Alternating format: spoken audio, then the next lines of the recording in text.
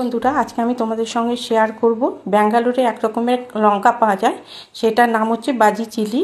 এইটাকে প্রথমে ধুয়ে নিয়েছি, তারপরে এটাকে মাঝ বরাবর আমি একটা ছুরি দিয়ে কেটে নিয়েছি, নিয়ে এর মধ্যে থেকে সমস্ত বীজগুলো আমি বের করে নিয়েছি পরিষ্কার করে। তারপরে এটার মধ্যে আমি যে পুরগুলো ভরবো আর এর জন্য যা ইনগ্রিডিয়েন্টস লাগবে সেগুলো আমি বলছি।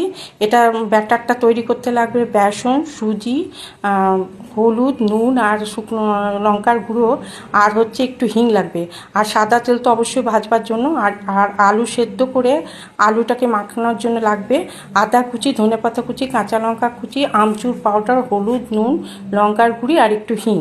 এরপরে আমি আলুটাকে ভালো করে মেখে নেব। প্রথমে এর মধ্যে ভরবার জন্য পুরটা মেখে নেব, তারপরে আমি ব্যাটারটাও ভালো করে একটুখানি তৈরি করে নেব।